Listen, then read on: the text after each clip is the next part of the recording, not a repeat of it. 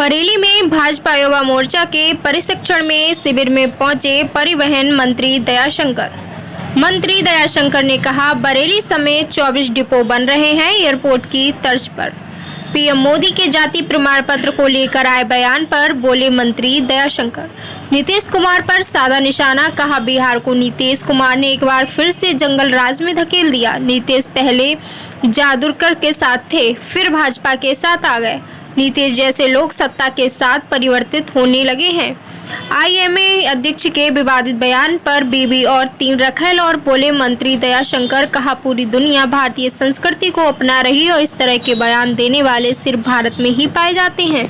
क्या है कि थोड़ा सा जो समय एक बार पूरी बाढ़ खत्म हो चुका था, पानी वापस जा चुका था, अचानक जो फिर से बरसात बढ़ी, फिर और भी नदियाँ जो बाहर की नदियाँ हैं उसमें पानी आया, जिसके कारण उत्तर प्रदेश में फिर से अचानक बाढ़ आ गई। उसके लिए मुख्यमंत्री जी बहुत ही संवेदनशील है, खुद स्वयं जाकर के बाढ़ क्षेत्रों को दौरा कर रहे हैं। सभी मंत्रियों को उन्होंने जहाँ जहाँ बाढ़ जो हम लोग प्रभावित क्षेत्र है वहाँ पर उन्होंने कहा कि सभी मंत्री वहाँ पर जाकर के मौके पर रहें और राहत सामग्री सबसे पहुँचे लोगों को, इसकी चिंता करें। तो मुख्यमंत्री जी समय रहते ही ये सब चीज़ों पर ध्यान दिए हुए हैं और कोई भी कठिनाई होगी तो उसके हम लोग निपटने के लिए तैयार हैं। अब वो क्या बोलते हैं, अब ये नहीं है भाई, भारतीय संस्कृति और सभ्यता आज पूरी दुनिया मान रही है। इस कोरोना काल में आप देखें, जो 100 वर्षों के बाद इस तरह की त्रासदी आई थी, जहाँ पर पूरी दुनिया के जो आर्थिक दृष्टि से संपन्न देश थे, America, England, Japan, Germany, France, वो तबाह हो गए। लेकिन उसके बाद अमेरिका के व्हाइट हाउस में भारत के पंडितों को बुला करके वहाँ पर जो है अपने वेद के शांति का पाठ हुआ। आज जो है तुलसी जी को हम लोग माता मानते थे और आज दुनिया इसको माता मानना स्वीकार किया। तुलसी जी के काढ़ा पी करके लोग अपने जीवन की रक्षा किए। पहले हम लोग कहते थे कि हमारे घर में हमारी माताएं बताती थी कि आप आंगन में तुलसी जी रहती थी, प्रणाम करके जाइए। या हम लोग घर में आते थे तो अपने जूता चप्पल बाहर निकाल करके आते थे। हम लोग कभी हाथ नहीं मिलाते थे, नमस्ते करते थे। पूरी दुनिया हाथ मिलाती थी और हम लोग नमस्ते करते थे। आज इस पूरा कोरोना में क्या हुआ, पूरा दुनिया नमस्ते करने लगी। आज पूरी दुनिया जो अपने घर बाहर आकर के जो है जूता चप्पल बाहर निकाल करके चलने लगी। तो हमारी संस्कृति और सभ्यता को पूरी दुनिया स्वीकार कर रही है और इस तरह के उलूल जुलूल बोलने वाले लोग ये केवल भारत में ही पाए जाते हैं और कहीं नहीं पाए जाते। बनाने के लिए क्या किया जाए? देखिए, उत्तर प्रदेश परिवहन विभाग में बहुत सारे बदलाव हुए हैं। सबसे पहले तो आप किसी को भी लाइसेंस बनाने के लिए उसको हमारे दफ्तरों के चक्कर लगाने पड़ते थे। आज 100% जो लर्निंग लाइसेंस है घर बैठ करके आप जो है ऑनलाइन बना सकते हैं।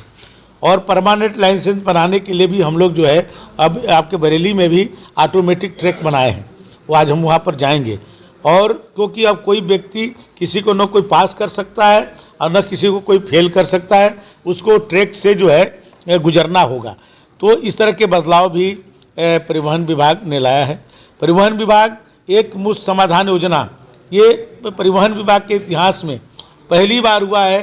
5,28,000 गाड़ियाँ, जिसमें 1,66,000 गाड़ियों की आरसी कट गई थी, उनको 100% जो उनके शुल्क थे, जो अधिभार था, उसको माफ़ किया। 1,600 करोड़ रुपया हम लोगों ने माफ़ कर दिया लोगों को, क्योंकि जो इतनी पुरानी गाड़ियाँ थीं वो टैक्स नहीं जमा कर पा रहे थे। ये काम हुआ है। अभी हमारी जो डिपोज हैं वो सब जो है आधुनिक बनने जा रहे हैं, एयरपोर्ट की तरह। जैसे एयरपोर्ट बनता है उस तरह के बरेली के भी आप देखिए, जो सैटेलाइट अपना जो हमारा बस अड्डा है वो एयरपोर्ट की भांति बनेगी। तो इस तरह से हम अभी 24 अपने जो हमारे डिपोज हैं उनको चिन्हित किए हैं और उसके बाद जो भी हमारे जनपद स्तर के जो हमारे डिपोज हैं वो सब एयरपोर्ट की तरह हो जाएंगे।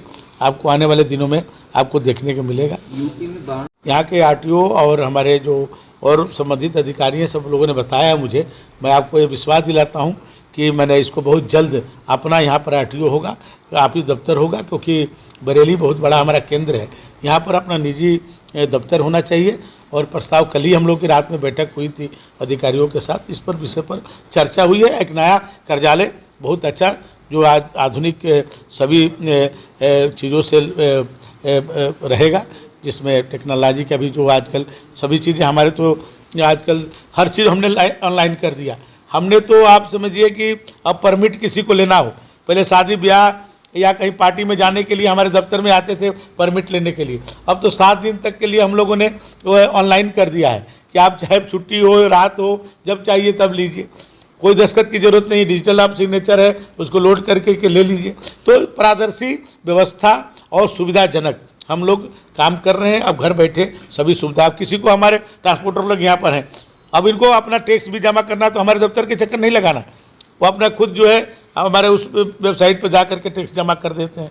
तो अब करीब 70% काम हम लोग ऑनलाइन कर दिए हैं, कोई दफ्तर में आने की आवश्यकता नहीं है।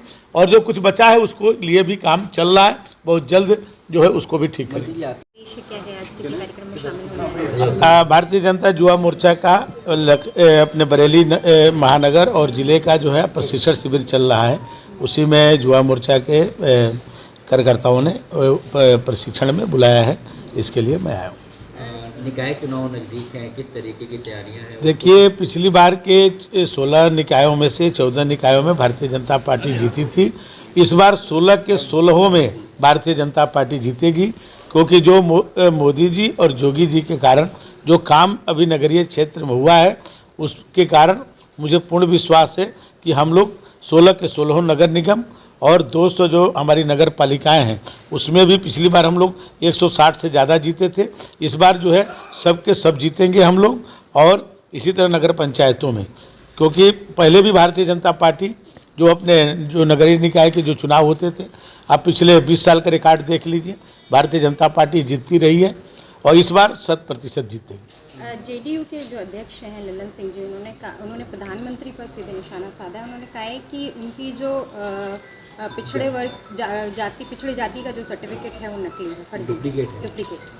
देखिए, इसलिए जो पिछड़ी की राजनीति करते हैं लोग वो सोचे, मोदी जी ने कभी आज तक जो है किसी जाति और मजहब की बात नहीं की। जब भी कहते हैं तो 130 करोड़ हिंदुस्तानियों की बात करते हैं। आज उनकी जितनी योजनाएं हैं आप देखिए, अभी जो है निःशुल्क जो है राशन वितरण की है, तो क्या किसी की जाति और मजहब पूछ करके उसको बांटा जाता है? या किसी के घर में शौचालय बना तो किसी की जाति मजहब पूछ करके मोदी जी ने बांटा? 11 करोड़ से ज़्यादा घरों में जो है शौचालय बने। हमारी जो माताएं बहनें पहले लकड़ी के चूल्हे पर खाना बनाती थी, आज जो है उज्ज्वला योजना के माध्यम से आज जो है 9 करोड़ से ज़्यादा हमारी माताओं को आज गैस का चूल्हा और कनेक्शन भी फ्री में मिला। तो किसी की जाति मजहब पूछी गई?